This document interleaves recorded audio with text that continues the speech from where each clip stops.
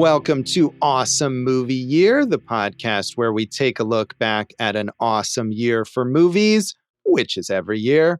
I'm Josh Bell, film critic and writer, and I'm joined by my co-host. I'm Jason Harris, filmmaker, comedian, and oh no, there's blood in the bay. Why are you doing a Christopher Walken impression? Is that what you're doing? There really wasn't much to latch onto in this movie, Josh. So all right. Well, Walken, always welcome in any context for any reason, I suppose. Walking towards the bay. There you go. Yeah. Jason grasping at something here. Yeah. Hopefully, much like Mario Bava did. I feel more like to with say this film. about this movie. We are talking about the films of 1971 in this season, and it is, I think, it's like the day before Halloween, maybe, when this is coming out. So, Jason, you love doing holiday-themed episodes, so we decided to take a look at a Giallo movie. This was a huge year for Giallo films. At one point, we were thinking of maybe even doing a whole audience choice category because there's like 7 Giallo movies released this year, but the most famous, influential of those films is Mario Bava's A Bay of Blood. And so that's what we are discussing here on this very special day, or the day before the special day, maybe.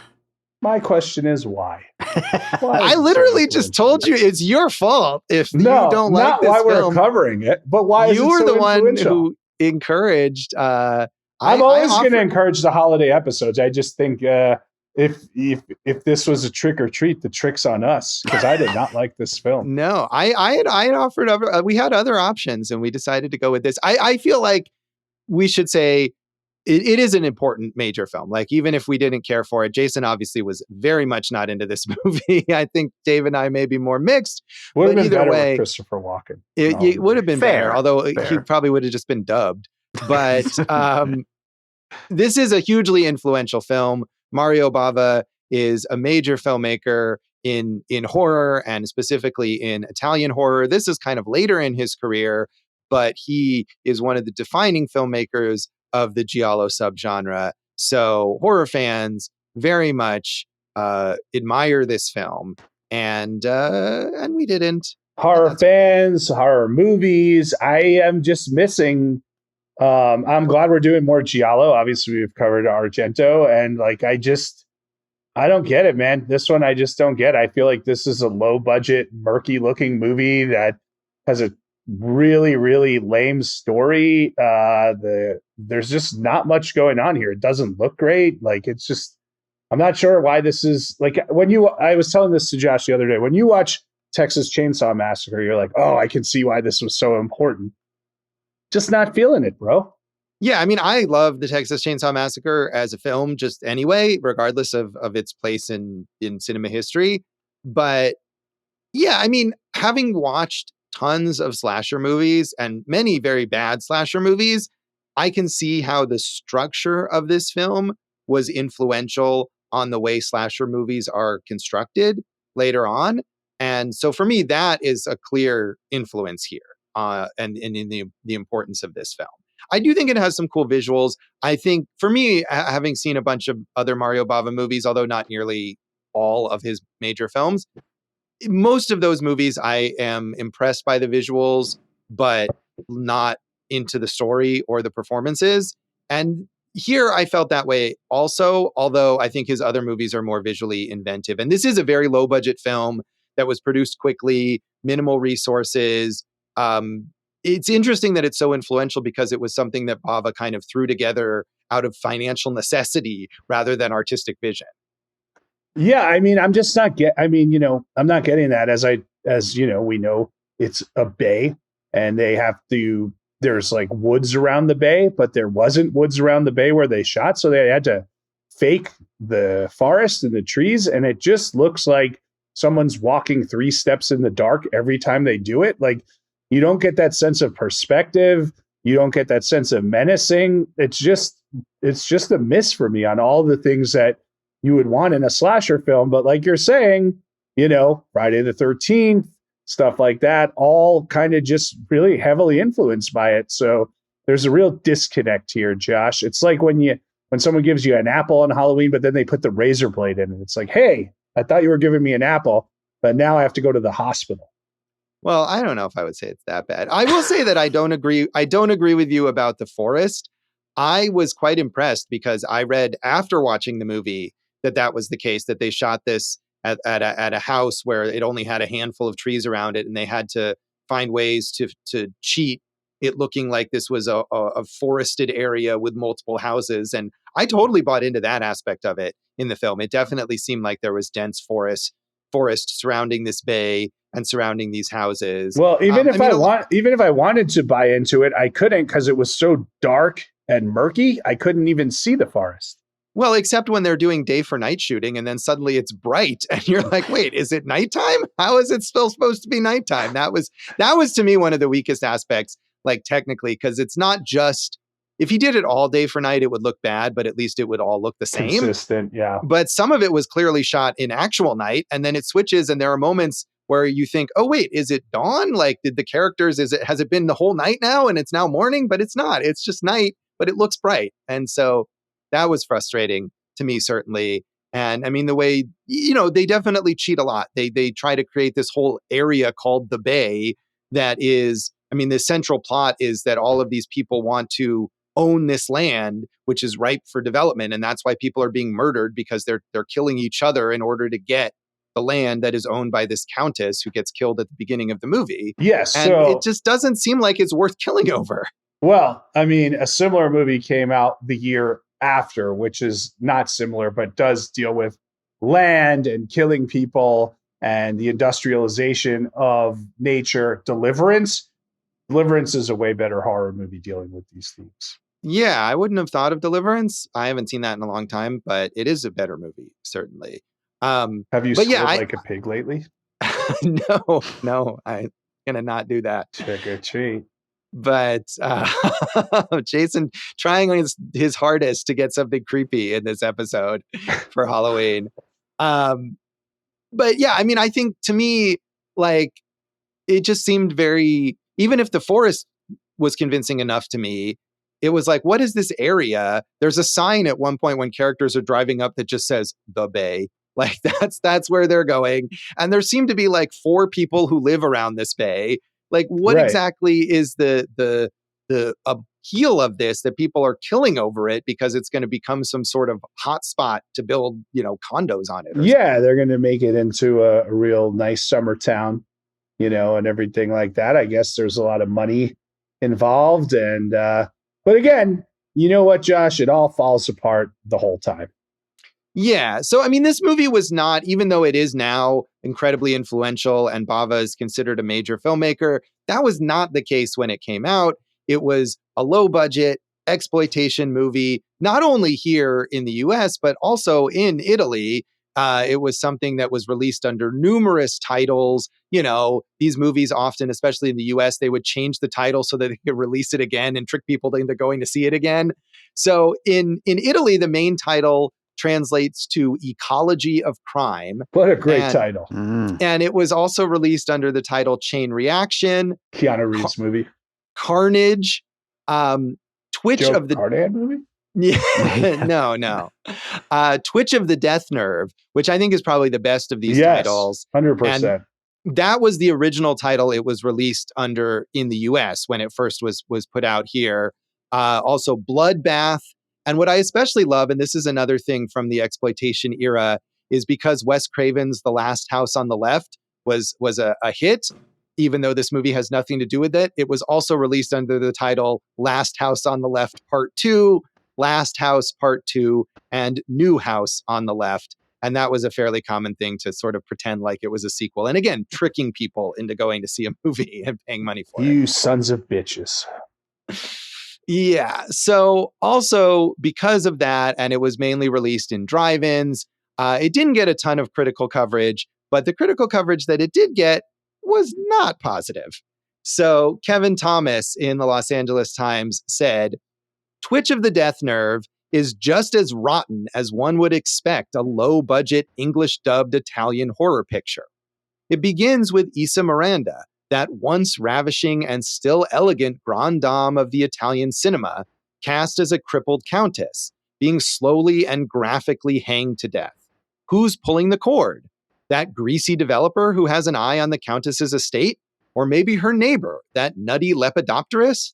Twitch of the Death Nerve offers absolutely no inducement to stick around to find out. Agreed. Kevin Thomas. There's a whole chapter on him in Quentin Tarantino's book. On Kevin Thomas or on Mario Bava? Oh, no, on Kevin Thomas, Cinema Speculation. He was the LA Times, like, kind of B-movie critic, I would say. And there's a whole appreciation for him and bringing kind of, visibility to films like this. So, and there are some films covered in that book. Like, I would say Funhouse might be an example, speaking of Tobe Hooper, which we did with the Texas Chainsaw Massacre. So I'm with you, KT. You got me. Yeah, I mean, and it's interesting that I didn't know that he was specifically the sort of B-movie critic, but this is a movie that obviously was not shown for critics. And if any, that's probably a big reason why there wasn't a lot of reviews, because a critic would have to go see it at like the drive-in. And Kevin Thomas spends half that review complaining about movie theater showtimes because he had intended to review The Last House on the Left, which was showing in a double feature. And the movie theater, which may have been a drive-in, it wasn't clear, switched it around without him knowing. So he arrived too late to review Last House on the Left and was stuck seeing Twitch of the Death Nerve instead. So he was already annoyed that he had to watch this movie. But literally, like, there's more time in the review devoted to him complaining about the showtime than there is to the content of the film. Well, I mean, if I was going to write about it, I wouldn't complain about the showtime, but I would tell you that the runtime at 83 minutes feels like 183 minutes to me. I didn't feel that way, but it does drag. It is a bit slow. Even though this movie was known for being full of graphic violence, there's like 13 murders here, and it was banned in the UK at one point. Like it's that has that reputation, and I feel like it feels like slow and tame to us now. Yeah, I wouldn't have guessed 13. Honestly, there are 3 memorable murders to be in this one. So, and you already mentioned the Countess, which is a kind of real set piece murder, but like it's just there as a set piece. Like there's no kind of rhyme or reason to it. I mean, it sets off the whole plot. She's murdered and she owns the bay, and now everyone is I understand. I'm just talking about the way she was murdered. It just feels unnecessarily complicated to me, right? You know? I mean, unnecessarily complicated murders are like the hallmark of giallos, which we probably talked about when we did our episode on Deep Red. That's what I was going to say. The ones in Deep Red made sense in kind of the circumstances and situations. This one just felt like very mousetrappy for no reason. Yeah, but it is a fun way to start the movie. I mean, I feel like that initially makes me intrigued. You see the Countess and she's in this wheelchair and she gets like a rope thrown around her neck and the wheelchair pushed away. So she's falling on, because she can't stand up and she gets her neck broken or whatever. It is a cool kind of set piece and makes you think, oh, what's going on in this movie? And then no reason to keep watching. Real Eyes of the Cat situation, Dave. Oh, that's a good one. Yes. So Edward L. Blank in the Pittsburgh Press said, in the tradition of movies that don't make any sense comes Twitch of the Death Nerve, an incoherent script compounded by Mario Bava's gross incompetence behind the camera results in confusion that is never resolved. There are a number of murders, each brief and bloody. There is almost an equal number of murderers, any one of whom might have committed any part of the foul play. There is no way to follow Death Nerve on a plot level because the characters do things and turn up in places where they couldn't possibly be. Since it's never clarified who did what to whom, and since it has no theme, no social ramifications, and no humor, Death Nerve doesn't work on any level. So he was a big fan. Yeah, he was really not. I will say, as confusing as it is, they do eventually explain who did what, even if it's slightly hard to follow. It's very hard to follow, Josh. Don't kid yourself. The explanations just add to the absurdity of like, what? What are we, just like it just falls apart in many ways. Yeah, I mean, ultimately, spoilers for this, there's multiple different, as he implies in that review, there's multiple different murders. It's all the same motive. But so many of these people want to get their hands on this land that they're all kind of killing each other because they feel like they're in the way of the other person trying to get what they're after. And so eventually you kind of figure out what the relationships are among all these characters and what they're trying to get. But I think you do. I've seen this movie twice now, and I feel like I kind of got it. But it is confusing. I'm not going to argue that it's not confusing. You know who I would call in if there was a dispute over land? Landman. It's not exactly. I don't think that's what he does at all. But Outlaw Bass Reeves. Would I call him? Lawman, and land.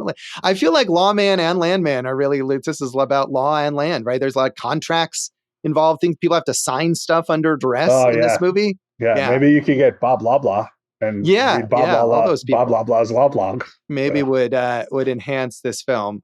So it's interesting to me. Even the sort of like mainstream critics not being into this isn't surprising, but even the sort of fan press at the time was not into this. So Jeffrey Frentzen in Cinefantastique, which is a magazine about like genre movies and horror, said, "The latest Bava work available for American viewing is the director's most complete failure to date, heaping graphic violence onto one of his more ridiculous scripts. If you were appalled by the gore and slaughter in Blood and Black Lace, this latest film contains twice the murders, each one accomplished with an obnoxious detail. Red herrings are ever present and serve as the only interest keeping the plot in motion, but nothing really redeems the dumb storyline." I agree. I don't mind that. I mean, it's interesting that they keep referencing the gore, which to us is, barely affecting at this point in time. But I would think the gore is the selling point of this movie. Yeah, I mean, especially for something like Cinefantastique, which is probably writing long articles about like how special effects were made and things like that. It is a bit surprising to me. I have not seen Blood and Black Lace, which is another Bava movie, so I don't know how the violence compares there. But I mean, there is a lot of murder in this movie. Certainly a high body count, at least we can agree. Yeah, but maybe I tuned out for a lot of that. I mean, again, like you said, it feels like there are 4 people living in the Bay. So. And then they all get murdered. Right. And there's like the group of like college kids who are there to party. And yeah, that really feels like padding. They just show up and there's a very weak excuse for why they get murdered. I think also part of that was it's an exploitation movie and you could, you have a naked woman in there. Right. You got to get the boobies in there. That was important. And I'm sure that was helpful for the American distributor putting it into the drive-ins and got people to go to that. But it was definitely at a certain point, I was like, why are these people here? Why did they get murdered? And when we explain what's the actual motivation for the murders, it made it even make less sense why those random college kids got murdered. And they do offer a very half-assed reasoning for it, but it's pretty underwhelming. Yeah. I have a quote from you from Italian film critic Vincenzo Cesarette of the movie. He said, "What's the matter, you?" Oh man, you always you made a very convincing Italian film critic name there that I thought maybe you actually found something that I didn't find, but Josh, I just got a word from Vincenzo Cesarette for you. He says, "Shut up, you face." Yeah, thank you. That is good. But we watched. I believe I watched this in the English dubbed version. I watched it on Shudder, and that's the version they have. Did you guys watch that, or did you watch the Italian version? I saw the English dub as well. Yeah. So I mean, the thing with these movies is that, and we talked about this, I think, when we talked about Deep Red, is that there's essentially no quote original language version because it's all post dubbed into whatever language. And some of the this movie, I think almost all of the actors are Italian, but in many of these giallo movies, the actors they're English, they're French, they're American, and they all speak their own language, and then everything gets dubbed over. So, and that I think contributes to the awkwardness, not only of this film, but of any giallo movie, and why I tend to like not be able to engage with the plot or the characters as much because it's so stilted and so awkward that other than the visual stylization and the cool kills, you can't really invest in the story or the characters as much. I'm going to just bring it up, Josh, because I think there was a great film from this year, 2025, that maybe owes something to giallo, but really inventive, fun kills, and you do invest in the characters. Final Destination Bloodlines, I feel like that is my favorite giallo movie of 2025. Yeah, I don't know if that was really Giallo influence, but it is a fun movie. So, I mean, Giallo is a huge part of horror. Like all Yeah, of of course. horror And we're not is knocking the influenced by genre. it. It's just Yeah, this film is not, it just doesn't hit. yeah. So, Jason, you had not seen this one before. No, my first Mario Bava movie did not really make me want to go back and watch any more right away. Although, from the research, it says Bava has influenced directors like Joe Dante, Martin Scorsese, Quentin Tarantino, Francis Ford Coppola, John Landis, Tim Burton. So I don't know what's happening here. Yeah, I have seen a number of Mario Bava movies. And I had also seen this, which I did not care for when I first saw it, and I still didn't really care for it this time. Even the Mario Bava movies that I like more, like speaking of this movie, The Whip and the Body, which I watched relatively recently with Christopher Lee, who famously thought this movie was He thought A Bay walked of out Blood on was, it, right? yeah, because of the violence. Um, the movies of his like that I like more, I think the visuals have more to give you. They're more creative, they're more lavish, and you can really just get immersed in that, even if the plot doesn't make sense or isn't interesting and the characters can't be gotten into. I watched like the Whip in the Body, the version that I watched again on Shudder was dubbed into Italian, and Christopher Lee. I mean, so much of what's great about Christopher Lee is that voice of his, and you hear some Italian guy instead. But even if you watch the English version, I'm sure Lee dubbed his own voice and it probably sounds a bit awkward. So I've liked some of those other Bava movies more than this, but I still haven't quite gotten into him. And watching this a second time didn't help. So, David, you seen this before? So when this was what we decided on for the Halloween episode, I was psyched because I was like, oh, I always wanted to watch that movie. I've been trying to get into more of these Giallo films. And then I looked at my Letterboxd and saw that I had watched this last year and already completely forgot about it. So that's pretty much how good this one is. Dave. Yeah. Did you watch it just for the hell of it last year, or were you trying to get into Giallo movies then as well? Yeah, ever since *Malignant*, I've been on the Giallo train, and so I watched I don't know, 6, 7, 8 different ones, and this was on my list. So yeah. Any faves?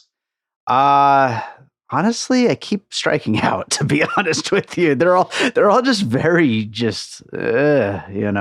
But okay, yeah. I mean, it's like I am also I'm a huge horror fan. And I feel like I should appreciate Giallo movies more than I do. And I like Argento, who's the other sort of major filmmaker of this genre, more than Mario Bava. But even Argento, I feel like I'm a bit hit and miss with some of his films, and I should see more. So, Jason, anything else you want to mention about the background of this film? Hey, come on. All right. Jason's just going to do some terrible Italian stereotyping. We'll come back and talk more of our general thoughts on A Bay of Blood.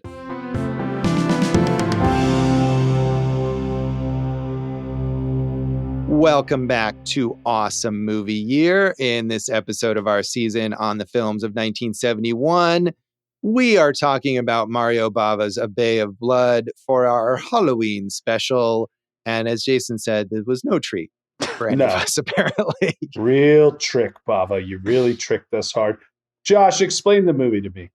Explain the existence of the movie or like the plot of the movie? Yeah, I mean, we've kind of gotten over it, but I think if any of us actually tried to break down okay, so then this guy does this because this lady told him to do that, it'd be really hard to nail down those details, wouldn't it? Yeah, I mean, okay, so the basic idea is fairly simple, right? This countess owns the bay, right? Which is an area of land. How does one own a bay? Well, she owns the land. She owns the land adjacent to a lake, I guess. Or maybe if it's a bay, maybe it's meant to be on the ocean. I don't know. Could be either. Bays can be salt or freshwater. Well, there you go. And I think the real place where they shot it was adjacent to a lake. So she owns the land adjacent to this lake.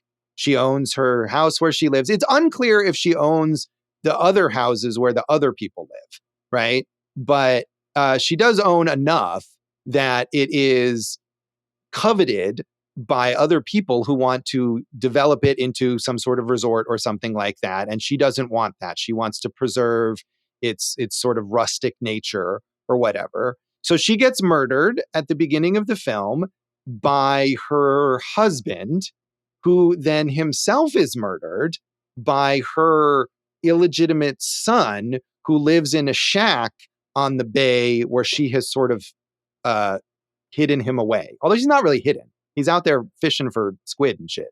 Or octopi, whatever they are.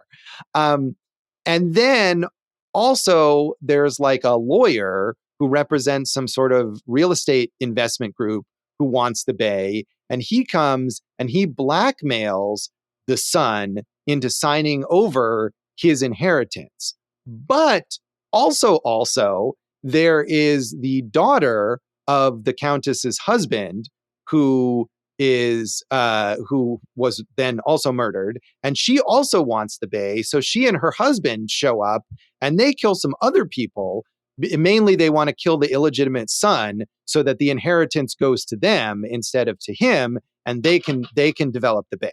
So the son and the stepdaughter are the main murderers, but there's also the real estate guy doing the blackmail. And then, unrelatedly, there's the weird bug collector guy and his psychic wife. What the fuck are you talking about? Even your explanation was really hard. Which one was Simon? Simon is the illegitimate son. Right, yeah. So, I mean, you did way better than I could have done. That was really hard. So, yeah, the bug collector and his psychic wife play such a huge part in this film, and they're like just... I don't know. Are they red herrings, or they're there for any other reason? I mean, they're red herrings, and they're also just there to add some weirdness, right? I mean, they're the countess's neighbors. This was the one thing I didn't understand, right? So they're the neighbors. They have a house. Do they own their house, or does the countess like own their house and rent it to them? Because if they own their house, then wouldn't they be? I mean, I think they do get murdered, but only incidentally. Like, wouldn't they also be targeted for murder so that their house can be taken over to be developed? That I was unclear about. Again, watch Deliverance. Deliverance, I feel like, I mean, is good, but doesn't really have a whole lot to do with No, what it has to do with is the idea of industrializing or kind of modernizing a small area on a body of water. And I think it does much better. But yeah, man, I'm confused. I'm going to listen back to this episode to listen back to your explanation to see if I understand it any better. But it's all confusing. And then when you throw in this fact that like two of the lead men look similar to each other, right? Yeah, that's and true. It's overdubbed, and a lot of the walking's in the dark. And it's like, what is happening here? It's also confounding. It is. Yeah. The lawyer guy who comes from out of town and the husband of the stepdaughter who helps her murdered people, they do have very similar looks and similar hair. And that did confuse me as well. Certainly. Very Ricardo Montalbani, Josh. Yeah. And I think, too, the geography of the area, I mean, I'm sure this comes from the fact that they had to fake a lot of it, is confusing. Sometimes when they're walking from one house to another, I was like, where are they in relation? How close are these houses to each other? And how do you get from one to the other? And which house is which? And there's one house that's kind of like abandoned, where the college kids decide they're going to party. They're like, it's a nightclub. It's just like how an do they empty even space. know about that house? Do they know? Is that the reason they went up there? I mean, again, we're talking like Evil Dead style stuff here. Simon lives in, I guess, like a boat hatchery or something. Yeah, it's like a shack. He lives in like a boat shack. I mean, that's the idea, right? That he's this illegitimate. I don't think we ever find out who his father is, but he's the shame of the countess because maybe his father was, she wasn't married to him, or he was some sort of commoner, or I don't know. But she forces Simon to live in this shack because he's her shame. Right. Like. And so it's like, here's a misdirect. He's probably the murderer, but then he does commit a murder for really no apparent reason. Well, he murdered also the countess's husband at the beginning of the movie. Yeah. So lots of murders going on here that are hard to keep track of. Dave, did you understand this movie? No, I learned everything I've learned about this movie from your little synopsis. From Josh. Yeah. I learned everything I've learned about film from Josh. Uh-huh. Yeah. And I may not be 100% right. I feel like I understood it, but it's possible that I got some of those details wrong. But you would admit, besides the just really, really murky storyline, the look of the film also makes this confusing. It is confusing. Yeah. I mean, like I said, the geography is confusing. The day for night shooting that's inconsistent makes it confusing because you're never sure exactly what time it is or how much time has passed. I totally agree with that. I will say, though, related to the plot, that even if I could put it together, piece it together, if you will, and other people could, it doesn't matter. Like, that's a thing in all, like when we were talking about Deep Red, we were probably equally confused about the plot of that movie. And with these giallo movies, the plot is often just like vibes. And what is appealing is the way it looks and the set pieces, the kills, all that stuff. And this movie just doesn't really deliver on any of on that. I think there is some cool looks. Jason, we were talking earlier about all the like snap zooms, which I did find kind of cool. I like all that stuff. I use them in my filmmaking. I'm clearly influenced by Mario Bava. Mm-hmm. Clearly, yes. I mean, there's a lot of that, and a lot of snap zooms and stuff. And sometimes, like, it is cool, and it does kind of like keep you on edge, which is something that's important for a horror movie. But at the same time, it got a little much to me at a certain point because some of it is a lot of like, oh, look at that. Look over there. What's that guy doing? What's going on there? And you're like, okay, just calm down, Mario Bava. Right. And, of the kills, I think probably the most famous one would be the two college students having sex and they get speared one through the other type stuff. Right. And that's literally like Friday the 13th does an extremely similar thing to that. It's very influential kill.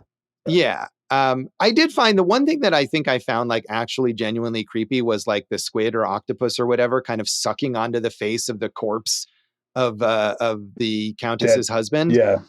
Did you like that image at all? I did like that image. Yeah. I'm all for bay creature. That was the reason I looked up if bays are salt or freshwater, because I'm like, why would there be an octopus in a freshwater area? But so now we know it's a saltwater bay, Josh. Probably. I guess, but I wonder then, is the octopus something they brought in for the film? Because I believe they filmed it like again on a lake, so maybe it was not. Yeah, I mean, you could, I'm just saying storyline wise, that actually made sense to me. Okay.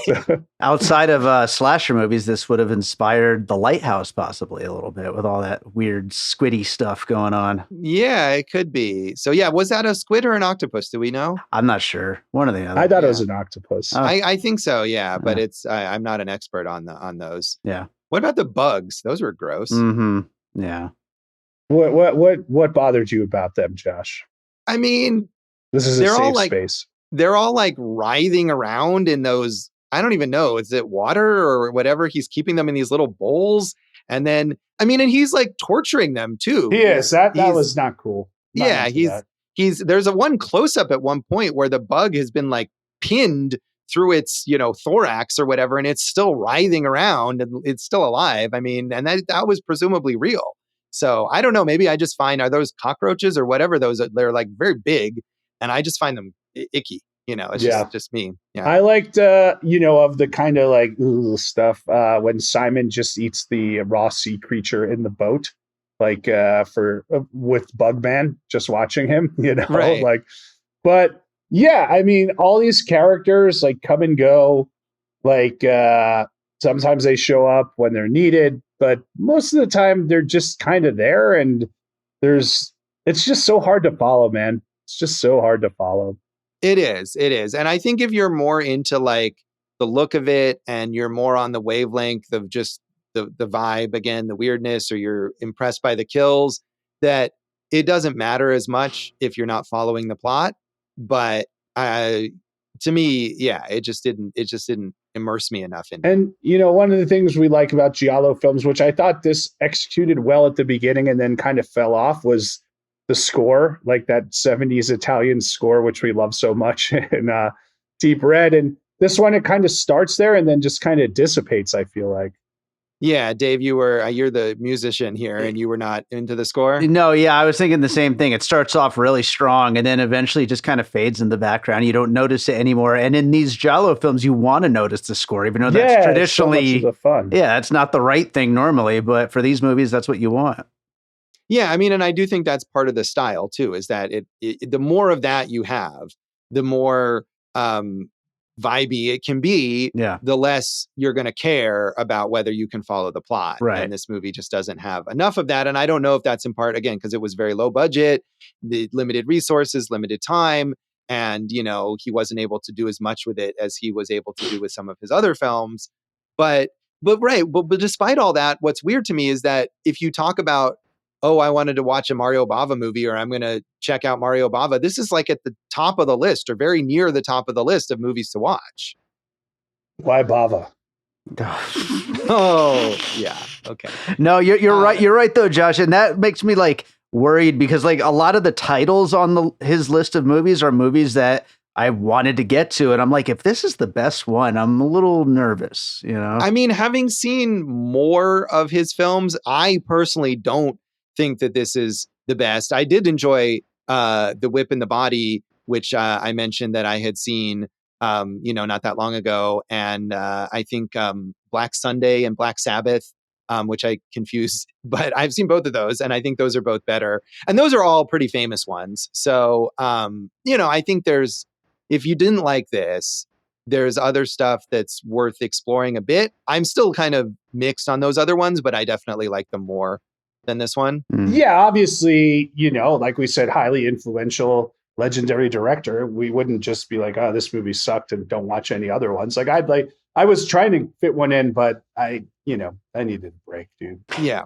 All right. I feel like we got to talk about the ending because that's another like, what the hell is happening? Oh, the ending's terrible and made the movie so much like I dropped it down an extra half a star because the ending's so ridiculous. So go for it. So ultimately, the couple, the daughter of the Countess's husband and her husband, they prevail. They kill everybody and they somehow seem to think that they've covered it up enough that the cops won't immediately arrest them and they will inherit the bay and get to develop it or whatever. So they're very happy. They go back to their little like camper van where they've left their kids all night. And we've barely seen these kids, right? I feel like there's one earlier scene where you see the kids having dropped and broken some sort of, I don't even know what it was, ceramic thing of some kind. But otherwise, these kids are not relevant to the movie at all. And all of a sudden, the kids are like, hey, mom and dad, and they shoot them with a shotgun and the parents are dead. And the kids, I guess, don't realize, they think it's a toy or something. They're like, oh, they're so good at playing dead. Let's go play in the bay. Ha ha ha. And then there's all this like jaunty music and that's the end. Yeah. From what I read, like there were like maybe other ways that they were going to present that. The kids were left alone, neglected, hungry, whatever. But it sucks. The way it's done sucks. I feel like if they had done that, where the original conception was the movie was primarily about the idea that the parents are so fixated on greed and murdering people to get the bay that they neglect their kids. And if you saw the kids kind of building up into that anger or whatever, and it was like ironic comeuppance at the end for these people. Right. The idea of like, oh, we got to get this bay so we can secure the future for our kids. Right. But and then the gun, do we know where the gun comes from or they just, I mean, they're out in the wilderness in a camper van. They have a shotgun. I could believe that. I mean they're also murderers. They're murderers. They have a gun. They're little tiny details like, dude, it's Chekhov's gun, bro, show it in act 1, use it in act 3. Right. So yeah. Why not give us that little stuff? Yeah. The ending is just ridiculous. And, but the whole movie's not good. So there I am. Yeah. I feel like some people, I saw at least one person on Letterboxd saying that they did the opposite of what you did, that they raised their rating because they thought the ending was like amusingly ridiculous. I will join with that because if this movie had been as ridiculous as the ending the whole time, I think this would have been a lot of fun. But the ending is nonsense, absolutely. But it doesn't fit the rest of the movie. It's just this dumb, stupid scene that ends the movie.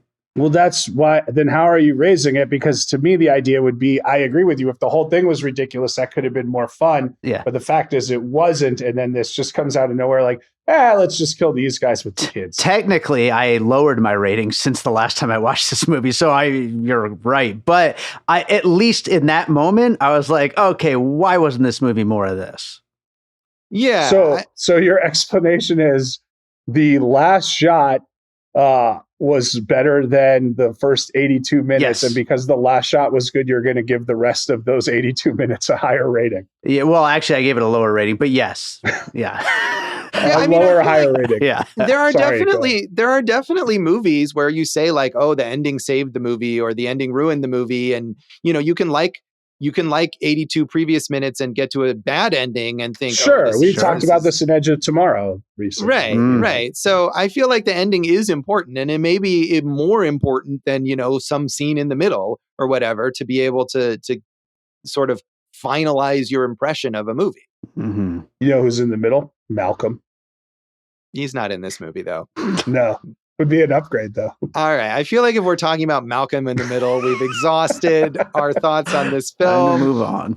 Jason, should we rate this out of 5 bays? 5 bays. They say the movie bay, or the word bay in this movie so many times. Josh, sadly, we have only 1.5 bays. That second bay is it needs some water in it, buddy. It's 1.5 bays, not one of the worst movies we've watched on Awesome Movie Year. Oh man, I wouldn't say that. We've watched so many bad movies, but I still don't care for this. I give it 2 out of 5, which was the same way I rated it the first time I saw it. There wasn't really anything here that I enjoyed more this time. So disappointing. 2 bays out of 5. Dave, how do you rate this? 2.5 bays from me. All right. Well, you're generous, but still, not on board really. This guy's almost getting an ocean out there. I know. We'll come back and talk about the legacy of A Bay of Blood.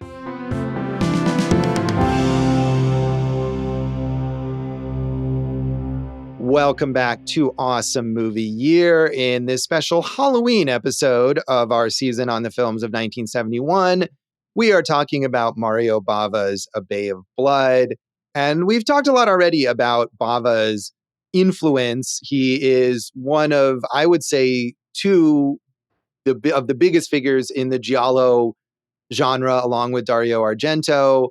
And unlike Argento, he had a very, very long career before starting as a director. He's 25 years older than Argento, started in film way back in 1937. He was a camera operator. He was a special effects artist. He was a cinematographer, all of that before he started directing in 1960. And his directing career was relatively short. This was one of the last films that he made. His final finished film in 1977, and he died in 1980. But in that period, made all these movies that are incredibly influential. Yes, known as the master of Italian horror or the master of the macabre.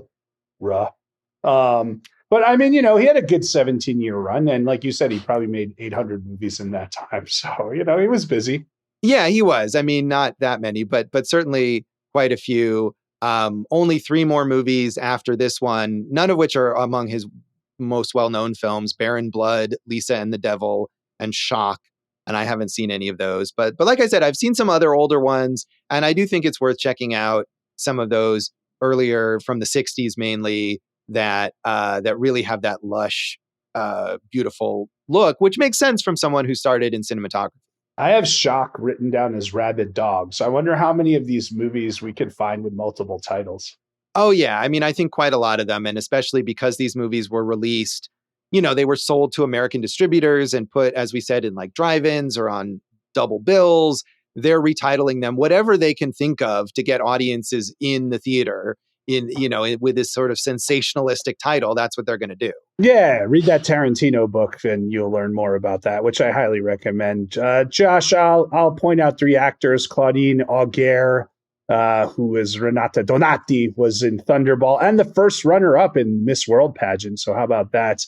Luigi Pistilli, who played Albert in the English version, had 3 thrillers like this in 1972, including, have you seen Iguana with the Tongue of Fire? Or No. Your Vice is a Locked Room?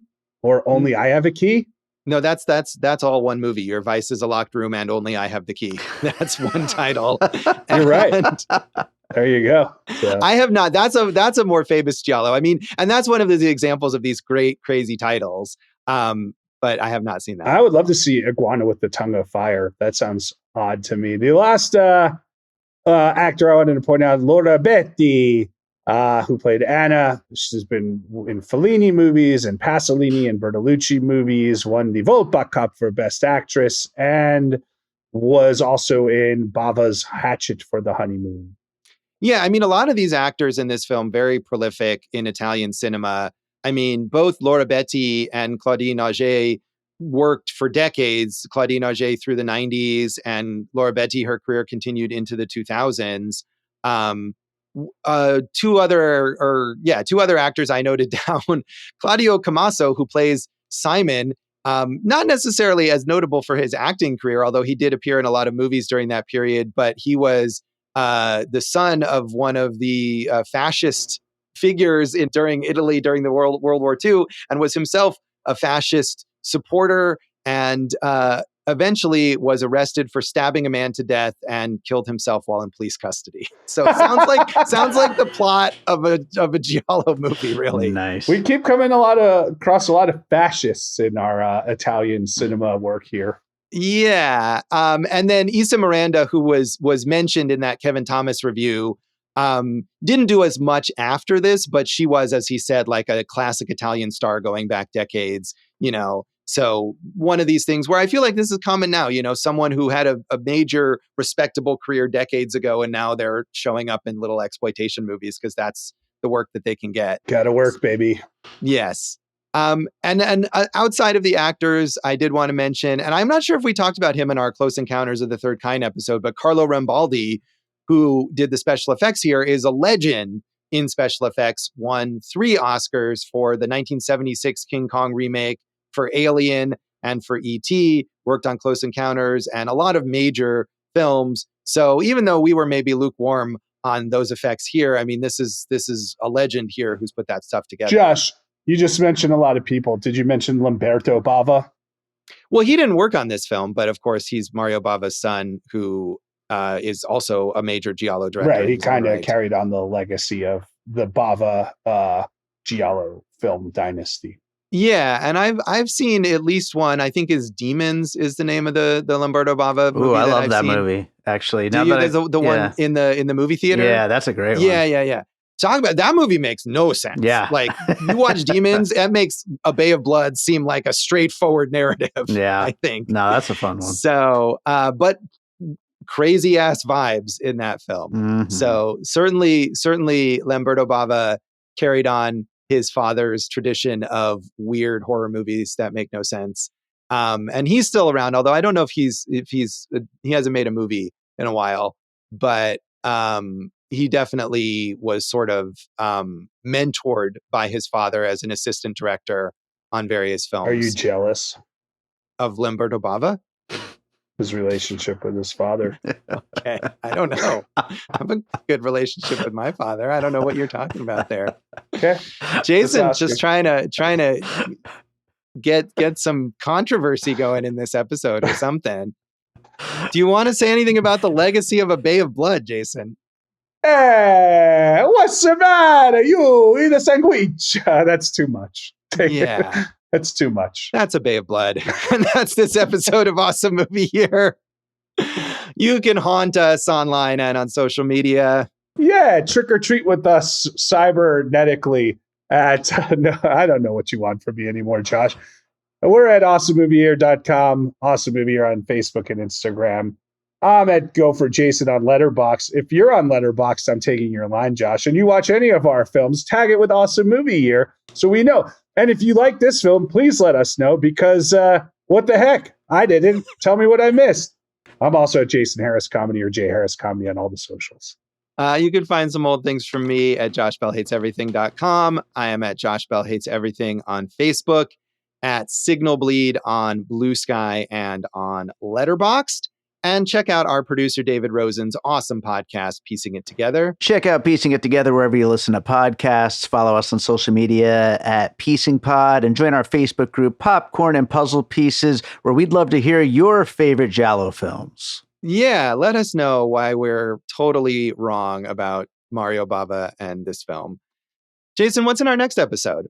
Hey, Josh, I'm not sure if this movie makes sense, but I'm excited to find out why.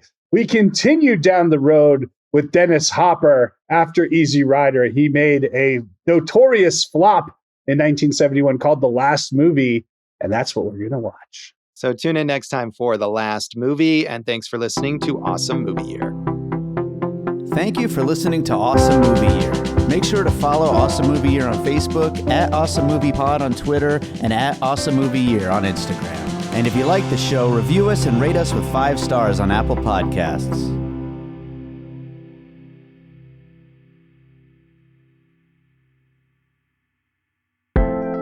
An All Points West production, produced by David Rosen in Las Vegas.